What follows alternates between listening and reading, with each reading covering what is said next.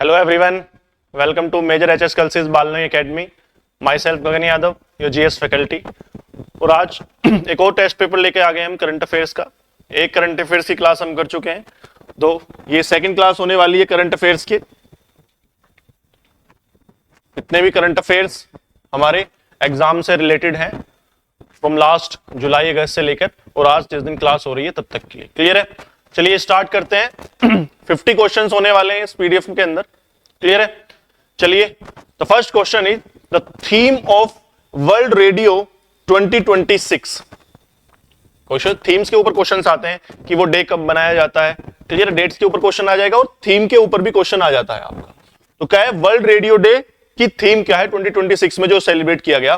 तो first option is radio for climate action, radio and digital transformation, radio and artificial intelligence, AI is tool not a voice, and fourth option is radio in the age of internet. So right answer will be your option number C, radio and artificial intelligence, यानी कि AI is a tool not a voice. किस date को बनाया जाता था? एक question और बन जाता है, किस डेट को बनाया गया था, ये कब सेलिब्रेट किया जाता है? It is celebrated on the 13th Feb, 13 फरवरी को बनाया जाता है ये.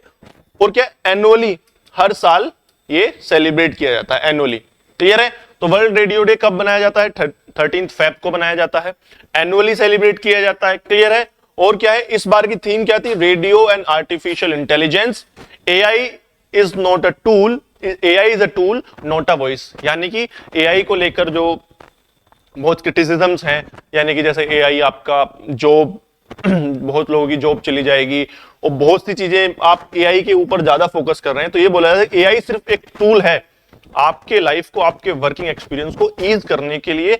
वो एक वॉइस नहीं है, यानी कि ह्यूमन को वो रिप्लेस नहीं कर सकती, या आप एकदम से एआई के ऊपर निर्भर नहीं कर सकते. आपको कहीं ना कहीं ह्यूमन रिसोर्सेस चाहिए ही चाहिए. क्लियर है?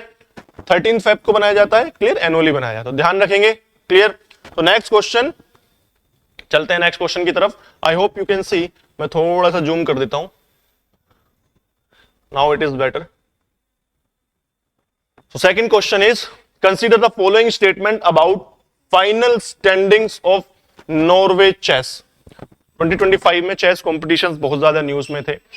चेस को लेकर हमारे कुछ स्पोर्ट्स पर्सन थे, वो बहुत ज्यादा न्यूज में थे. क्लियर है? तो उसी के ऊपर क्वेश्चन है, स्पोर्ट्स के ऊपर.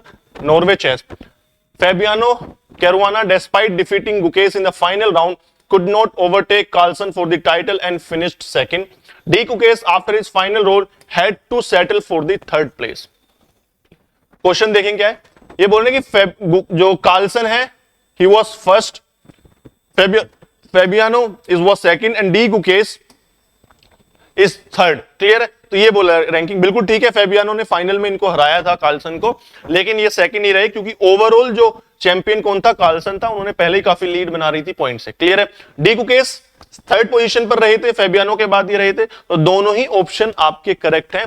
सो right answer your will be option number C, both 1 and 2. Clear है? चलिए नेक्स्ट क्वेश्चन की तरफ चलते हैं. Question number 3 is from your defence. देखिए 3 क्वेश्चन करें हमने. पहला आपका नॉर्मल क्वेश्चन आ गया, डेज के ऊपर, थीम्स के ऊपर जो क्वेश्चंस आते हैं. दूसरा स्पोर्ट्स के ऊपर क्वेश्चन आ गया एंड थर्ड क्वेश्चन डिफेंस के ऊपर आ गया. यही 3 सबसे ज्यादा फील्ड है जो सबसे ज्यादा वेटेज है आपके एग्जाम के अंदर. यहीं से क्वेश्चन सबसे ज्यादा आते हैं. पूछ लेते हैं अग्नि प्राइम यानी कि अग्नि पी. ये हमने किया हुआ था जब डिफेंस के करंट अफेयर्स करे थे, बहुत इन डेप्थ हमने कहा था. मैंने फोटोज वगैरह भी दिखाई थी आपको कि किस तरीके से इसको लॉन्च किया गया. क्लियर? देखिए Agni prime is developed by DRDO and B option is saying the successful test firing of Agni prime place India among the select group of nations capable of rail based launch of long range ballistic missile. Question क्या है? सबसे पहले तो अग्नि prime missile ये क्या बता रहा है कि ये एक बैलिस्टिक मिसाइल है. बैलिस्टिक मिसाइल, बैलिस्टिक मिसाइल्स हमने कैसे पढ़ी थी कि सर अगर ये ग्लोब है, यहां से फायर करी जाएगी तो एक ट्राइजेक्टरी को फॉलो करती है. ये क्लियर है? एक ट्राइजेक्टरी को फॉलो करा जाता है. जबकि जो क्रूज मिसाइल हैं वो सरफेस के बहुत क्लोजली क्रूज करती हैं और वो बहुत और टारगेट करती हैं, वो एक ट्राइजेक्टरी को फॉलो नहीं करते हैं. उससे क्या होता है, जो आपका रडार है इस तरीके से रडार होता है, तो रडार इसको बहुत ही जल्दी यहां डिटेक्ट कर लेगा, लेकिन अर्थ के कर्वेचर होने की वजह से जो क्रूज मिसाइल है ये बहुत लेट रडार के अंदर डिटेक्ट हो पाती है और स्पीड ज्यादा होने की वजह से बहुत जल्दी ये टारगेट को हिट कर पाती है। इसका मतलब क्रूज मिसाइल्स को हिट करना काफी डिफिकल्ट है और बैलिस्टिक मिसाइल बहुत पहले डिटेक्ट हो जाती है, तो उनको इंटरसेप्ट करना इजी पड़ जाता है। तो ये बोला कि अग्नि प्राइम एक बैलिस्टिक मिसाइल है और उसको टेस्ट फायर किया गया है एक रेल बेस्ड लॉन्चर से, यानी कि जो ट्रेन होती है आपकी उसका एक कोच है, ट्रेन का कोच रेल के ऊपर, उसके ऊपर लॉन्चर सेट करके उसके ऊपर से इसको फायर किया गया है। क्लियर है? और ये इंडिया को कुछ ही सिलेक्टेड नेशंस के अंदर एंट्री देता है कि कुछ ही नेशंस के पास ऐसी टेक्नोलॉजी है। क्लियर है? तो देखते हैं, पहला ऑप्शन डीआरडीओ ने इसको डेवलप किया, बिल्कुल ठीक है। क्या ऐसा हुआ है कि रेल बेस से लॉन्च किया गया और कुछ ही नेशंस के अंदर इंडिया की एंट्री होगी? ये बात भी बिल्कुल ठीक है, दोनों ही ऑप्शन ठीक है। Option number C, both 1 and 2। Clear है? तो इस टाइप के क्वेश्चंस आएंगे आपको, कंसेप्चुअल क्वेश्चंस आएंगे आपको। पूरा अगर कोई भी टॉपिक है, उसकी रेंज, उसकी क्या फीचर्स हैं, क्या नए कैरेक्टरिस्टिक्स हैं, किसने डेवलप किया है, कोई अगर उसके अलावा कोई और फैक्ट्स है कि वो बैलिस्टिक है, क्रूज मिसाइल है, उसकी स्पीड को लेकर कि सबसोनिक, सुपरसोनिक, हाइपरसोनिक है। क्लियर है? तो इस टाइप के क्वेश्चंस आते हैं। नेक्स्ट देखते हैं question number 4। Which formula 1 driver won the 2025 United States grand prix held in Austin Texas के अंदर जो है किसने जीता है? सो right answer is, factual question है, एकदम से डायरेक्ट क्वेश्चन है, मैक्स वर्स्टैपन ने ये जीता है। Option number C is your correct answer. Max ने जीता है formula 1 United States grand prix held in Austin Texas के अंदर ये सर्किट है। सर्किट क्या होता है किसी भी फॉर्मूला 1 का? जिसके ऊपर उस ट्रैक के ऊपर रेस होती है, वो एक क्लोज्ड लूप होता है, क्लोज्ड सर्किट होता है, इसको क्या बोलते हैं? सर्किट बोल देते हैं उसको। क्लियर? चलिए क्वेश्चन नंबर 5 की तरफ चलते हैं। Question number 5, the recently launched book Above and Beyond is written by whom? Above and, book का नाम है अबव एंड बियॉन्ड। तो क्वेश्चंस आएंगे कि किसको बुकर प्राइज मिला है, किसी बुक को अगर प्राइज मिला है, या कोई बुक अगर फेमस न्यूज में रही है तो उसका राइटर कौन है, या राइटर ने किसने एक फेमस बुक लिखी है। तो इस टाइप के क्वेश्चन पूछे जा सकते हैं। जैसे ये पूछ लिया कि अबव एंड बियॉन्ड किसकी लिखी हुई बुक है जो अभी रिसेंटली लॉन्च करी गई है। क्लियर? तो बताएंगे किसकी है। Giving you 5 seconds to answer this question. So right answer is option number B, Shiv Kumar Mohanka. Shiv Kumar Mohanka ने इस बुक को लिखा है। और किस चीज के ऊपर है ये बुक? ये बुक है एविएशन के ऊपर। शिव कुमार मोहंका एक सीआईएसएफ के ऑफिसर, रिटायर्ड ऑफिसर हैं, एक रिटायर्ड ऑफिसर हैं सीआईएसएफ के, शिव कुमार मोहंका। और बहुत ज्यादा नॉलेज, बहुत ज्यादा एयरपोर्ट्स वगैरह और एविएशन से बहुत ज्यादा जुड़े हुए व्यक्ति हैं। उन्होंने एक बड़ी अच्छी बुक लिखी है एविएशन के ऊपर कि इस समय एविएशन के क्या डेटा है, क्या परफॉर्मेंस है, और आगे आने वाले टाइम में किस तरीके के चेंजेस, बदलाव हम सपोज कर सकते हैं या मान के चल सकते हैं। क्लियर है? Question number 6 again on the games and sports, consider the following statement about the IPL. देखिए आईपीएल के ऊपर क्वेश्चन आ गया सर। आईपीएल के ऊपर क्या क्वेश्चन है? First option is Royal Challengers Bangalore RCB defeated Punjab Kings by 6 runs in the final. The final match was played in Bengaluru at Chinnaswamy stadium, यानी कि जो आरसीबी का होम ग्राउंड है बेंगलोर के अंदर, Chinnaswamy stadium. Third is the victory mark RCB, कर लेना इसको, RCB's first title ending an 18-year wait. ये 18 साल के बाद कोई ट्रॉफी जीती है आरसीबी ने। क्लियर है? फर्स्ट ऑप्शन देख लेते हैं एक बार और देखिए किस टाइप के क्वेश्चंस हैं। स्टेटमेंट सिंपल स्टेटमेंट है, सॉरी इसमें कोई चेंज है नहीं। पहला ऑप्शन है कि आरसीबी 6 रन से पाकिस्तान उससे पंजाब से जीती थी, बिल्कुल करेक्ट है, option 1 is correct. Final match was played in Bengaluru at M Chinnaswamy stadium, this is wrong. Final कहां खेला गया था? फाइनल अहमदाबाद में खेला गया था, नरेंद्र मोदी स्टेडियम के अंदर। नरेंद्र मोदी स्टेडियम अहमदाबाद के अंदर फाइनल खेला गया था। क्लियर है? सो ऑप्शन 2 गलत हो जाता है, तो इसका मतलब ऑप्शन ए भी गया, ऑप्शन सी भी गया, डी भी गया, तो right answer is option number C 1 and 3। तो 3 क्या बोल रहा है, 18 साल बाद आरबी ने अपनी पहला टाइटल जीता है, जो कि एकदम करेक्ट है। So option number B is your correct answer. Clear, option number B is your correct answer. Clear, चलिए नेक्स्ट क्वेश्चन की तरफ चलते हैं। क्वेश्चन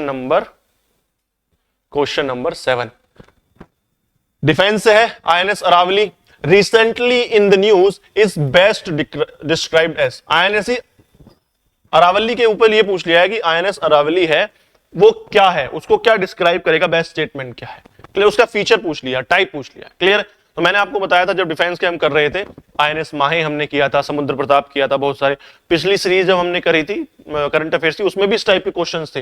तो कुछ क्वेश्चंस ऐसे आ सकते हैं कि वो है क्या, जैसे ये पूछ लिया जाए किसने वो डेवलप किया है, नेवी का है, कोस्ट गार्ड का है, मिलिट्री का है, किस चीज का है, किसी कंट्री से मंगाया है तो किस चीज का। तो इस टाइप के क्वेश्चंस आते हैं। जैसे पूछ रहा है कि आईएनएस अरावली है क्या, देख लेते हैं। First option is saying a frontline destroyer commission by the Indian navy, कि एक डेस्ट्रॉयर है जो अभी इंडियन नेवी ने कमीशन किया है। Option B saying it is a naval air station on the eastern coast. Eastern, भारत का जो ईस्ट कोस्ट है उसके ऊपर ये एक एयर नेवल बेस है। क्लियर है। Option C says an inland naval base designed as a technology and communication hub, कि इनलैंड जमीन के मतलब भारत का जो मेन लैंड है उसके अंदर है कहीं ये, और एक टेक्नोलॉजिकल एक कम्युनिकेशन हब है। एंड ऑप्शन डी से अ सबमरीन सपोर्ट बेस है, एक सबमरीन का सपोर्ट बेस है in the Andaman and Nicobar islands. Andaman and Nicobar में एक सबमरीन का सपोर्ट बेस है ये। क्लियर है। देखेंगे, I am giving you 5 second to answer this question. बताइए क्या है। हमने पढ़ा था आईएनएस अरावली। डिफेंस का तो हमने कुछ भी नहीं छोड़ा है, डिफेंस का तो हमने बहुत हद तक बड़ा इनडेप्थ, बड़ा कॉम्प्रिहेंसिव करंट अफेयर्स करे हैं। एक भी क्वेश्चन आपके आने वाले एग्जाम में मिस नहीं होगा डिफेंस का। तो अगर आपने ईमानदारी से क्वेश्चन अटेम्प्ट करे हैं, ईमानदारी से क्लासेस अटेंड करी हैं और रिवीजन किया है। क्लियर है। तो देखते हैं क्या है।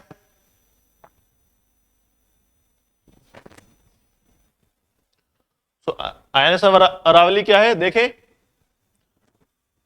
सो your right answer is it is an inland naval base designed as a technology and communication hub.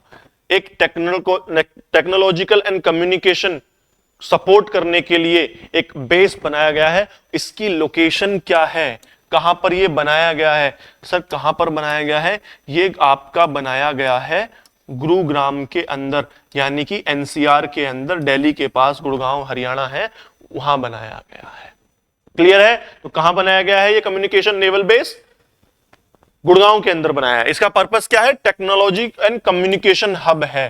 Clear है। Technology and communication, tri services के बीच में या आपका नेवी के बीच में ही कम्युनिकेशन और आपका टेक्नोलॉजी का ट्रांसफर इधर उधर हो सके। क्लियर है, उस चीज से रिलेटेड है।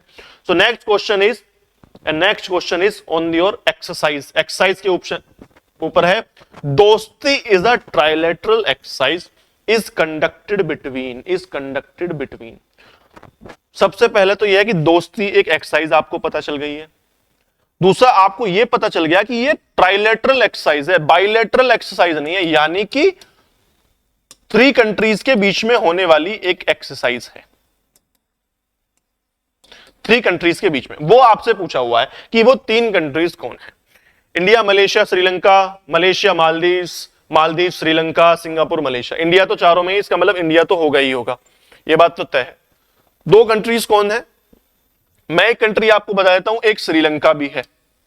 अब आपको तय करना है कि मलेशिया के बीच में होती है, मालदीव के बीच में। देखिए कितना स्ट्रक्चर्डली क्वेश्चंस फ्रेम करें कि आप एलिमिनेशन लगा ही नहीं सकते। अगर आपको इंडिया है तो इंडिया सब में दिया है, अगर हो सकता है आपको सिर्फ श्रीलंका पता हो तो श्रीलंका 2 जगह डाल दिया है, उसके साथ 2 ऑप्शंस डाल दिए। आपको क्या पता, फॉर एग्जांपल मलेशिया पता हो या मालदीव्स पता हो, श्रीलंका नहीं पता हो, तो उसके साथ भी 2 डाल दिए मैंने। क्लियर है। तो आपको इसका मतलब तीनों पता होने चाहिए। So right answer is option number C, it is between India, Maldives and Sri Lanka. आगे कुछ क्वेश्चंस और हैं इसी एक्सरसाइज के ऊपर, इसी जैसी एक्सरसाइज के ऊपर, वो हम आगे देखेंगे। आप मुझे ये बता दीजिए ये किस तरीके की एक्सरसाइज है। It is a naval exercise और अ मिलिट्री एक्सरसाइज। तो right answer it is a military exercise, it is not a naval exercise, it is a military exercise. तो दोस्ती is a military exercise between 3 countries, it is a trilateral exercise between India, Maldives and Sri Lanka के बीच में। Clear है? और श्रीलंका के साथ होने वाली और कोई एक्सरसाइज आपको पता है? जी हां, स्लीनेक्स है। क्या है? स्लीनेक्स, श्रीलंका इंडिया नेवल एक्सरसाइज है। क्लियर है? और कुछ एक्सरसाइज आगे क्वेश्चन के साथ साथ भी हम करेंगे। नेक्स्ट क्वेश्चन की तरफ चलते हैं। क्वेश्चन नंबर 9 क्या कह रहा है? Question number 9, question number 9 is saying that which author won the Booker Prize, which author won the 2025 Booker Prize for the novel Flash।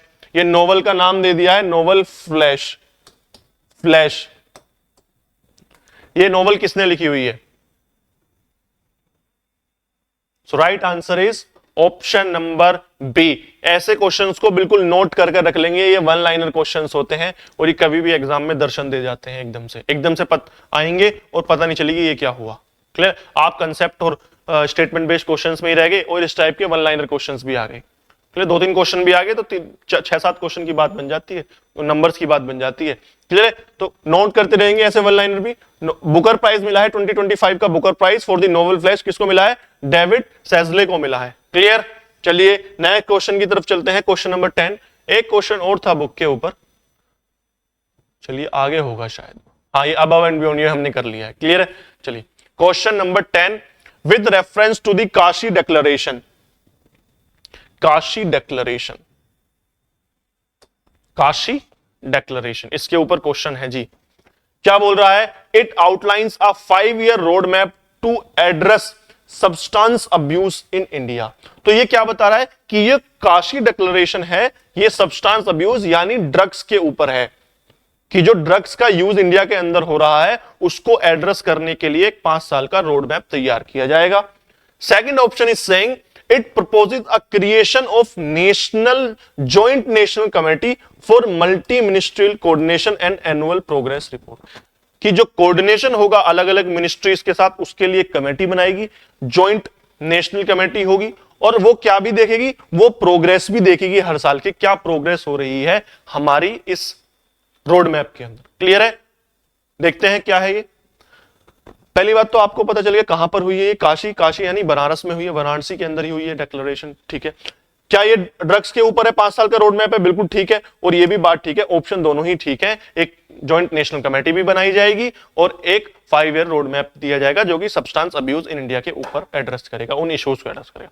So option number C, both 1 and 2 are correct. Clear है? एक homework के लिए आपको question है, एक homework के लिए question है कि होमवर्क क्या है कि ये जो काशी डिक्लेरेशन हुआ है इसमें जो समिट हुई है वो किसकी समिट थी? उस समिट का नाम क्या था जिसने ये काशी डिक्लेरेशन यानी ये जो कॉन्फ्रेंस या जो समिट हुई है उस समिट का नाम क्या था, किसने ये समिट कराई थी? ये आपका होमवर्क है। क्लियर है? हो जाएगा ये। नेक्स्ट क्वेश्चन की तरफ चले। Question number 11, question number 11, question number 11 क्या बोल रहा है आपका? Consider the following statement regarding PM Suraj portal. PM Suraj portal, PM Suraj portal के ऊपर बता दें। तो सबसे पहले तो पीएम सूरज पोर्टल ये देख लेते हैं कि इसकी फुल फॉर्म क्या है। तो पीएम सूरज पोर्टल की फुल फॉर्म क्या है? प्रधानमंत्री, पीएम का तो आपको पता है प्रधानमंत्री, S4 है सामाजिक उत्थान, S4 क्या है? सामाजिक उत्थान एंड रोजगार आधारित, रोजगार आधारित जन कल्याण, जन कल्याण। तो क्या है? प्रधानमंत्री सामाजिक उत्थान एंड रोजगार आधारित जन कल्याण, यानी कि इसमें क्या होगा? सामाजिक उत्थान, सोशल वेलफेयर किया जाएगा एंड रोजगार आधारित जन कल्याण। तो जन कल्याण होगा वो रोजगार आधारित हो गई, यानी कि लोगों को एम्प्लॉयमेंट दिया जाएगा, उससे लोगों का जन कल्याण यानी कि सोशल वेलफेयर किया जाएगा, लोगों का वेलफेयर किया जाएगा, मैक्सिमम सोशल वेलफेयर किया जाएगा। क्लियर है? तो ये पोर्टल है, उस पोर्टल के ऊपर क्वेश्चन है। क्या क्वेश्चन है? Loans under PM Suraj portal are transferred directly to the beneficiary accounts, कि जिसको ये मदद मिल रही है उसको डायरेक्ट डीबीटी होगा, डायरेक्ट बैंक ट्रांसफर बोलते हैं इसको, डीबीटी, डायरेक्ट बैंक ट्रांसफर। जैसे कि जनधन अकाउंट आपके होते हैं तो उसका जनधन अकाउंट होगा, सरकार डायरेक्टली उनके जनधन अकाउंट में पैसा भेजेगी जो आधार से लिंक्ड होते हैं। आप clear? Next question is, it is business loans up to 50 lakh are available at low interest through the portal. ये गलत है, 50 लाख नहीं है, ये अमाउंट सिर्फ 15 लाख है। 15 लाख रुपए दिए जाते हैं बिजनेस लोन्स वगैरह के, यानी कि मतलब ये है जो बहुत ही ज्यादा वेरी मार्जिनलाइज्ड सेक्टर है, जो वेरी मार्जिनलाइज्ड, जो वेरी मार्जिनलाइज्ड सेक्टर है, यानी कि बहुत पुअर सेक्टर जो है हमारे देश का, और वेरी मार्जिनलाइज्ड सेक्टर और backward classes, SC ST, clear, और जो बहुत वीकर सेक्शन है उनके लिए जो बिजनेस लोन प्रोवाइड करने के लिए एक पोर्टल बनाया गया। क्लियर है? उनको बिजनेस प्रोवाइड करने के लिए लोन प्रोवाइड करने के लिए, बिजनेस लोन प्रोवाइड करने के लिए पोर्टल है। उसकी फुल फॉर्म आपको पता लगी, डायरेक्ट बेनिफिट ट्रांसफर होता है। ये 15 लाख रुपए दिए जाते हैं। किस किसके लिए है ये? जो बहुत ही वेरी मार्जिनलाइज सेक्टर है, backward classes, SC ST, weaker section जो है, उनके लिए एंटरप्रेन्योरशिप लोन दिया जाता है, बिजनेस लोन दिया जाता है। क्लियर है? उनको बिजनेस अगर नया स्टार्टअप स्टार्ट करना है, कोई छोटा मोटा वेंचर स्टार्ट करना है, क्लियर है, तो उस चीज के लिए 15 अप टू 15 लाख तक के लिए लोन दिया जाता है इस पोर्टल के अंदर। तो दोनों ही ऑप्शन बिल्कुल ठीक, ये ऑप्शन नंबर 2 गलत है, 50 नहीं 15 लाख दिया जाता है। तो right answer is option number A, 1 only. ये भी ध्यान रखना कि क्या पूछा गया, which of the is correct पूछा गया। तो करेक्ट तो यही है कि सिर्फ only 1 is correct answer. Clear है? नेक्स्ट चलें आगे की तरफ। चलिए question number 12, Yantra India Limited, Yantra India Limited has been granted which status. Sir ये क्वेश्चंस आते हैं बहुत ज्यादा स्टेटस के ऊपर। 3 टाइप के स्टेटस हम पढ़ते हैं। सबसे पहले आता है आपका, फर्स्ट नंबर पर आता है महारत्ना। क्या आता है आपका? सबसे पहले नंबर पर आएगा आपका, यहां लिख देता हूं मैं, सबसे पहले आएगा महारत्ना, उसके बाद आएगा आपका नवरत्न, और एक होती है कैटेगरी आपकी मिनी रत्ना की। और मिनी रत्ना के अंदर 2 कैटेगरी होती है, कैटेगरी 1 एंड कैटेगरी 2। ठीक है? ये जो क्लासिफिकेशन है आपके लिए होमवर्क है रिवीजन करने के लिए। इन स्टेटस को भारत का कौन सी ministry, in government of India की कौन सी मिनिस्ट्री इन कंपनीज को प्रोवाइड करती है, स्टेटस प्रोवाइड करती है, प्लस अगर मिनिस्ट्री के अंदर कोई पर्टिकुलर डिपार्टमेंट है आपको वो भी पता करना है। दूसरा, क्या ये जो स्टेटस है किसी प्राइवेट कंपनी को दिया जा सकता है, और ये स्टेटस किस बेस पर होता है। 2 चीज मैं आपको बता देता हूं, एक आपको होमवर्क में करनी है। 2 क्या मैं बता देता हूं, क्या ये प्राइवेट कंपनी को दिया जा सकता। 2 तरीके की कंपनी होती है, एक तो पब्लिक कंपनी यानी कि जिसको हम पीएसयू बोलते हैं, और एक होती है प्राइवेट कंपनी जिसका ओनर कोई सरकार नहीं होती, रिटेलर कोई प्राइवेट एक सिंगल ओनर होता है। क्लियर? या मल्टीपल ओनर हो सकते हैं, लेकिन प्राइवेट कंपनी है। और पीएसयू क्या है? जो सरकारी कंपनियां होती हैं, पब्लिक सेक्टर अंडरटेकिंग्स या अंडरप्राइजेस जो होती हैं। क्लियर है? पब्लिक सेक्टर अंडरप्राइजेस होती है। तो ये प्राइवेट के लिए स्टेटस नहीं होता। जो सरकारी कंपनियां जो होती हैं, पब्लिक सेक्टर अंडरटेकिंग्स होती है, जिसमें 51% का सरकार का इन्वेस्टमेंट होता है। सरकार की ओनरशिप कितनी होनी चाहिए? 51%। तो वो पीएसयू या पब्लिक सेक्टर एंटरप्राइजेस होते हैं। सिर्फ उन्हीं के लिए ये स्टेटस प्रोवाइड किया जाता है। किस बेस पर होता है? ये उनकी परफॉर्मेंस यानी उनके टर्नओवर पर होता है। कितना टर्नओवर है, कितना बिजनेस वो कर रहे हैं, उस बेस पर उनको 3-4 साल, 6 साल, 10 साल उनको स्टडी किया जाता है, फिर उनको अलग अलग स्टेटस में, कैटेगरी में डाला जाता है। इससे फायदा क्या होता है सर? ऑटोनॉमी के ऊपर होता है। जितना बड़ा स्टेटस उतनी ज्यादा आपको ऑटोनॉमी मिलेगी, यानी कि जो ऑफिसर्स होंगे उनके अंदर, उनके पास, उनके ऊपर इन्फ्लुएंस कम होगा, वो अपने तरीके से डिसीजंस ले सकते हैं, ऑटोनॉमिकल पावर उनके पास ज्यादा होती है। क्लियर है? अब कौन सी मिनिस्ट्री देती है ये आपको पता करना है। क्लियर? अब पूछा गया कि यंत्रा इंडिया लिमिटेड है, अभी रिसेंटली उसको एक स्टेटस प्रोवाइड किया गया, वो किस टाइप का स्टेटस है? तो right answer is option number 3, mini Ratna category 1 में उसको डाला गया। क्लियर है? उसके बाद वो मिनी रत्न 2 में जाएगी, फिर नया स्टेटस होगा, फिर कहीं जाके आपको महारत्ना का स्टेटस मिलता है। क्लियर है? चलिए नेक्स्ट क्वेश्चन की तरफ चलते हैं। Question number 13, question number 13, question number 13 is India will host Asian rifle pistol championship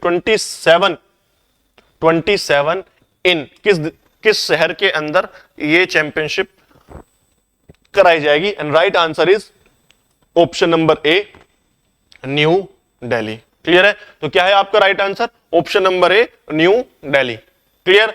चलते हैं नेक्स्ट क्वेश्चन की तरफ। क्या है नेक्स्ट क्वेश्चन हमारा? और next question is question number 14। The primary objective of the organising the Bera Beas यात्रा। क्या है? किसके ऊपर है? एक बेड़ा ब्यास यात्रा निकाली जा रही है। बेड़ा ब्यास यात्रा, एक मिनट रुकना, ऊपर कुछ आ गया है, इसको हटा देता हूं मैं। हाँ जी, अब देखेंगे बेड़ा ब्यास यात्रा जो ऑर्गेनाइज करी जा रही है to spread awareness about pollution, वो किस रिवर के ऊपर है? किस रिवर पर ये अवेयरनेस, ये जो बेड़ा ब्यास यात्रा है किसके ऊपर है? अब आप ब्यास लिखा हुआ है तो इससे ये मत समझ लेना कि ब्यास है, मैं बता देता हूं ये ब्यास के ऊपर नहीं है, ये यात्रा ब्यास रिवर के ऊपर नहीं है। तो राइट आंसर क्या है आपका? और जो राइट आंसर,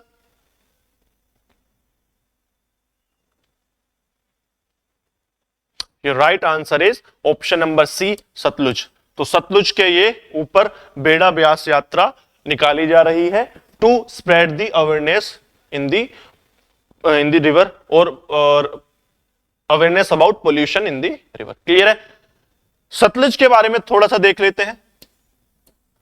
पहला, ये सतलुज जो है, ये जो हमारी रिवर है बहुत सारी, जैसे कि सबसे ऊपर इंडस आती है, फिर चेनाब आती है, फिर रावी आती है, फिर ब्यास आती है, उसके बाद सतलज आती है, ब्यास और रावी आती है, सॉरी, उसके बाद क्या आती है? सतलज आती है। क्लियर? सतलज उन रिवर्स में से एक है, एक तो जो जाकर कहां मिलते हैं? ये पाकिस्तान में चली जाती है, पंचनाड बनाते हैं। समझ आ रही है बात? क्लियर? क्योंकि क्या कितनी रिवर्स होगी? 5 रिवर्स होगी हैं, इंडस, चेनाब, रावी, ब्यास एंड सतलज। तो पंचनाद बनाती हैं जब जाके मिल जाती है। क्लियर? दूसरा, ये जो रिवर है ये कहां से स्टार्ट होती है? ये तिब्बत से स्टार्ट होती है। इंडिया से ओरिजिन नहीं है, इससे कहां से ओरिजिन है सर? इंडिया से, तिब्बत से ओरिजिन है। इंडिया में जब ये एंटर करती है तो ये किस माउंटेन पास के थ्रू ये एंटर करती है? उसका नाम क्या है? और नाम क्या है सर उसका? उसका नाम है शिपकीला पास। शिपकीला पास से सतलुज जो है इंडिया के अंदर एंटर करती है। क्लियर है? कोई डाउट यहां तक? ठीक है, तो ये क्वेश्चन है, तिब्बत से आती है और कहां एंटर करती है? इंडिया में एंटर करती है वाया शिपकीला, और सबसे साउदर्न मोस्ट रिवर है ये इन 5 रिवर्स के अंदर, इंडस, जेनब, रवि, ब्यास एंड सतलज। कोई दिक्कत यहां तक? नेक्स्ट चलें, आगे की तरफ चलें। चलिए सर नेक्स्ट क्वेश्चन चलते हैं, आपका question number 15। Exercise Ekuverin is conducted between which of the following countries. आप इसमें थोड़ा सा चेंज कर लेंगे, आप लिखेंगे which of the following statement is correct. आप इस क्वेश्चन को थोड़ा सा मॉडिफाई कर लेंगे। Ekuverin is conducted between two countries which of the following statement is correct. Sorry, incorrect पूछ रहे हैं ना, इनकरेक्ट पूछ रहे हैं, इनकरेक्ट। आपको इनकरेक्ट बताना है कि कौन से स्टेटमेंट इज और आर करेक्ट, इज और आर करेक्ट। एक हो सकता है, दो भी हो सकता है। क्लियर है? तो एक्विरिन एक्सरसाइज के ऊपर क्वेश्चन है। पहला स्टेटमेंट देख लेते हैं। Exercise Ekuverin is a naval military exercise conducted between India and Maldives. अभी हमने मालदीव्स के साथ एक और पढ़ी थी, अभी क्या पढ़ी थी? दोस्ती पढ़ी थी हमने सर, दोस्ती। वो क्या थी? वो ट्राइलेटरल थी, श्रीलंका के साथ मालदीव्स और इंडिया के मिलकर होगी। ये बोल रहा है एक्विरिन एक नेवल मिलिट्री एक्सरसाइज है जो कंडक्ट करी जाती है 2 कंट्रीज के बीच में, यानी कि ये बायलैटरल बोल रहा है, इसको बायलैटरल एक्सरसाइज बोल रहा है। और किसके बीच में? इंडिया और मालदीव्स के बीच में। और एनुअली होती है, ये भी ठीक है, एनुअली होती है। सेकंड है, the term Ekuverin means friends. Friends, Ekuverin का मतलब क्या होता है? फ्रेंड्स। चलिए, third option is 14th edition of the exercise is scheduled to held in Thiruvananthapuram, Kerala. यानी कि जो इसका 14th एडिशन 2025 में हुआ है, ये केरला तिरुवनंतपुरम के अंदर हुआ है। चलिए सर इसको सोल्व करते हैं और देखते हैं क्या सही स्टेटमेंट है, क्या सही आंसर है आपका। देखें तो ये स्टेटमेंट कर लेंगे हम। स्टेटमेंट क्या है? स्टेटमेंट इस exercise is a naval military exercise. जी गलत है, ये नेवल मिलिट्री एक्सरसाइज नहीं, ये नेवल नहीं, सिर्फ मिलिट्री एक्सरसाइज है। तो ऑप्शन नंबर 1 इज गलत। ये ठीक है कि इंडिया और मालदीव्स के बीच में ये एनुअली कंडक्ट करी जाती है, बिल्कुल ठीक है। तो 2 एक्सरसाइज हमने मालदीव्स के साथ पढ़ ली, दोस्ती और एक्विवरीन हमने पढ़ लिया। द टर्म एक्विवरीन मींस फ्रेंड्स, बिल्कुल ठीक बात है। और यह भी ठीक है कि इसका 14th एडिशन तिरुवनंतपुरम केरला के अंदर होना है या हो गया है। तो राइट आंसर इज ओनली 1। क्यों? क्योंकि हमें इनकरेक्ट बताना है और इनकरेक्ट सिर्फ एक ही है, ऑप्शन नंबर ए। तो option A 1 only is your correct answer of this question, question number 15। Clear है? इस तरीके के क्वेश्चंस आपकी एक्सरसाइज के ऊपर पूछे जा सकते हैं। आगे चले, आगे की तरफ बढ़े। क्या है हमारा नेक्स्ट क्वेश्चन? क्वेश्चन नंबर 16 क्या कहता है? क्वेश्चन 16 कहता है which one of the following, which Indian chess player won double gold medals at 2025 European chess club. 2 Indian players के नाम पूछे हैं जो इस बार चेस में जीते हैं गोल्ड मेडल्स। गोल्ड मेडल्स जो इस बार चेस में जीते हैं, ये 2 बार लिखे हुए हैं, इनको देख एक बार ऐसे कर। तो पहला है गुकेश डोमराजू, डी गुकेश जिसको बोल देते हैं हम, और Divya Deshmukh. Second is Nihal Sarin and Koneru Humpy, और आर प्रज्ञानंदा एंड तानिया सचदेवा, और अर्जुन एरेक्साई एंड हरिका द्रोणावली। ये ऑप्शंस है। तो right option is D Gukesh, यानी कि Gukesh Dommaraju and Divya Deshmukh. It is the right answer, option number A. इन दोनों ने जीता है गोल्ड मेडल 2025 यूरोपियन चेस के ऊपर।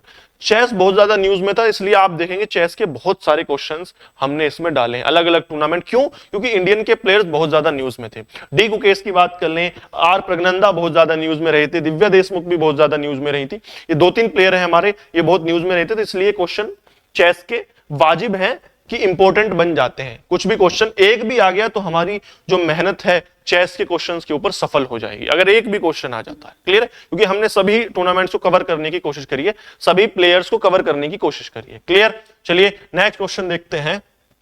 Consider the following statement about conclusion of super United rapid blitz 2025। तो पहले तो आपको यही पता होना चाहिए कि ये जो टूर्नामेंट है सुपर यूनाइटेड ब्लिट्ज 25, ये भी चेस से रिलेटेड है।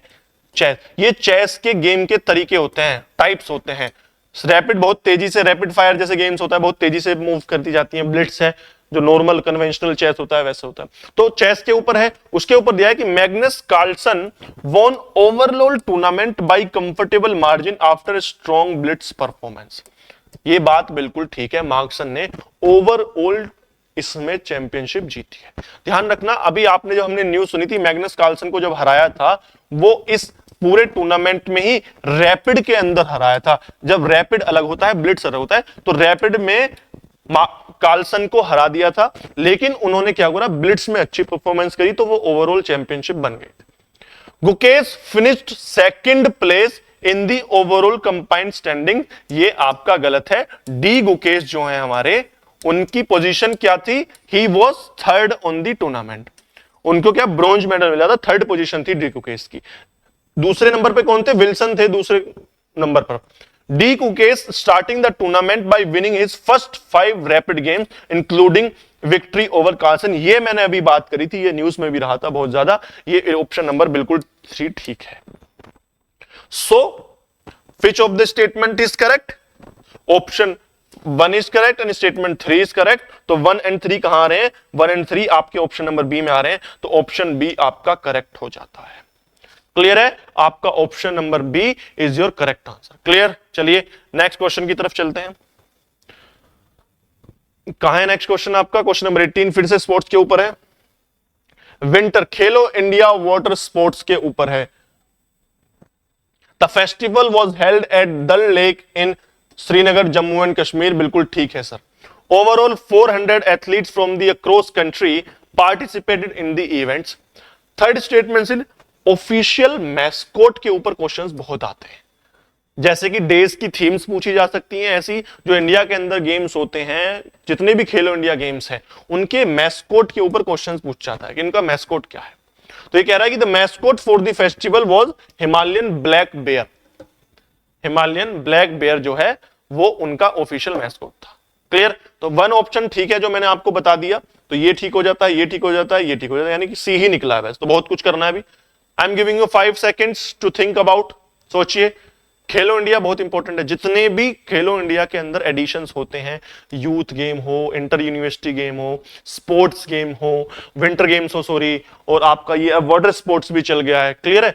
और खेलो इंडिया पैरो भी चल जाएंगे कुछ टाइम पे। तो ये जितने भी खेलो इंडिया के जितने भी आपके एडिशंस हैं ये सभी इंपॉर्टेंट हैं। ध्यान रखना कौन सा एडिशन है, कहां ऑर्गेनाइज कराए गए, कौन टॉप पर रहा, और ऑफिशियल मैस्कोट क्या था। ये 4 क्वेश्चन तो आप जरूर पढ़ेंगे उस एडिशन के अंदर। क्लियर है?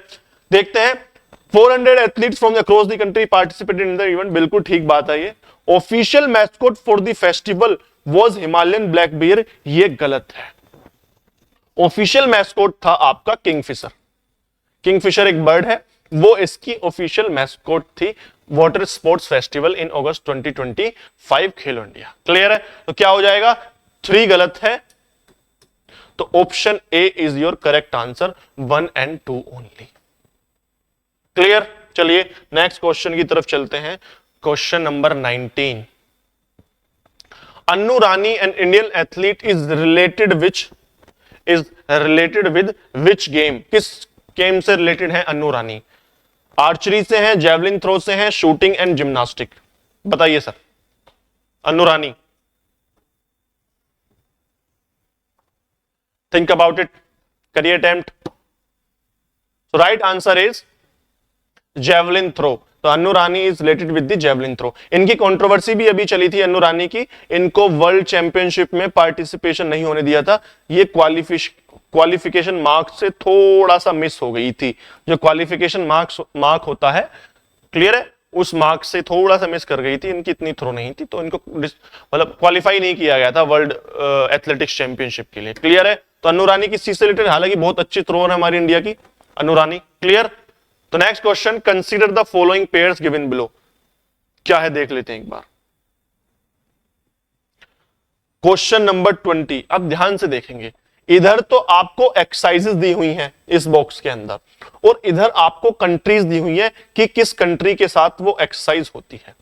अब ऑप्शन को ध्यान से देखेंगे, जो आपसे करेक्ट पूछा है वो आपसे ये नहीं पूछ रहा है कौन कौन से ठीक हैं, वो ये पूछ रहा है इसमें से कितने करेक्टली मैच्ड हैं, कितने मैच है। वो ये नहीं पूछ रहा कौन सा करेक्टली मैच्ड है, उसने ये पूछा है how many pairs are correctly matched. How many pair या pairs are given below are correctly matched. तो बड़ा इंपॉर्टेंट क्वेश्चन है, आपको इसका मतलब सभी पता होने चाहिए। अगर आपको एक भी नहीं पता होगा तो आंसर सोल्व नहीं होगा। एलिमिनेशन मेथड इस वाले ऑप्शन से बाहर हो जाता है, तो ऐसे क्वेश्चंस की भी प्रैक्टिस करनी है। क्लियर? देखते हैं। पहला है उड़ान शक्ति, ये बोल रहा है इंडोनेशिया के साथ है, सिम्बेक्स सिंगापुर के साथ है, कोनकन यूएसए के साथ है, और त्रिशूल यूएसए के साथ है। करें, चलिए अटेम्प्ट करते हैं इसको। तो फर्स्ट ऑप्शन है उड़ान शक्ति इंडोनेशिया नहीं है, आप इसको उडारा शक्ति कर लीजिए। उड़ान शक्ति कुछ नहीं होती, ये क्या है उडारा शक्ति, मैं बता देता हूं आपको। उडारा शक्ति कर लें, इसको चेंज एक बार, इसको एडिट कर लें। उडारा शक्ति, ये मिसप्रिंट हो गया है, उड़ान शक्ति कर दिया है, इसका उडारा शक्ति है। क्लियर है? उडारा शक्ति। तो उडारा शक्ति क्या इंडोनेशिया से है? जी नहीं, उडारा शक्ति एक्चुअल में किससे है? मलेशिया के साथ है। मलेशिया के साथ है। और इंडोनेशिया के साथ होने वाली एक्सरसाइज का नाम बताएंगे, क्या एक्सरसाइज है? समुद्र शक्ति है। जो इंडोनेशिया के साथ इंडिया एक्सरसाइज करता है वो क्या है? Samudra Shakti is conducted between 2 countries India and Indonesia. Udara किसके साथ है? मलेशिया के साथ है। उड़ान नहीं है एक्सरसाइज कोई भी। क्लियर? सिम्बेक्स क्या सिंगापुर के साथ है? बिल्कुल ठीक है जी, सिम्बेक्स सिंगापुर के साथ ही है। और फुल फॉर्म क्या है सिम्बेक्स की? Singapore India maritime bilateral exercise, यानी कि ये एक मैरीटाइम एक्सरसाइज है, नेवल एक्सरसाइज है, और बायलेटरल है, इंडिया और सिंगापुर के बीच में होती है, एनुअली कंडक्ट कराई जाती है सिम्बेक्स। बड़ी इंपॉर्टेंट एक्सरसाइज, बहुत न्यूज में रहती है ये। क्लियर? नेक्स्ट इज कोनकन यूके, बहुत फेमस एक्सरसाइज है ये। तो कोनकन के साथ युद्ध अभ्यास होगी, कोनकन होगी, बोल्ट कुरुक्षेत्र हो गई हैं, ये सब बड़ी फेमस एक्सरसाइजेस हैं। तो ये ठीक है, एक पेयर गलत हो गया। अब देखो, आप कोशिश करें कि यहां से क्वेश्चन अटेम्प्ट करने की। आपके 2 पेयर्स करेक्ट हो गए, आप सोचेंगे यही है, क्या पता ये भी ठीक हो या गलत हो। तो हो सकता है ये ठीक हो, और ओनली 3 पेयर भी हो सकता है। तो इसका मतलब आपको सारे ऑप्शन जब तक नहीं पता होंगे आप क्वेश्चन अटेम्प्ट नहीं कर सकते। तो बी और सी में से कोई एक होगा। कौन सा होगा? त्रिशूल ये बोल रहा है यूएसए के साथ है, ये गलत है। त्रिशूल किसी कंट्री के साथ नहीं है। त्रिशूल एक ट्राई सर्विस एक्सरसाइज है। त्रिशूल is a tri service exercise, यानी कि Indian army, navy and air force, Indian navy air force, इनके बीच में एक ट्राई सर्विस एक्सरसाइज है, ज्वाइंट एक्सरसाइज है। उसका नाम क्या है? त्रिशूल नाम है उसका। क्लियर है? सो right answer is only 2 pairs are correct. B option is your right answer. Option B is your right answer. Only 2 pairs are correct. 2 pair गलत हो गए, 2 पेयर सही हैं। उसने ये नहीं पूछा कौन से पेयर सही है, उसने पूछा कितने पेयर सही है। क्लियर? चलिए नेक्स्ट चलते हैं। Question number 21।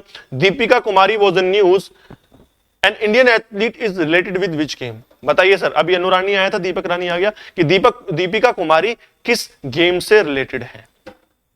I am giving you 5 seconds to think about it. करिए अटेम्प्ट।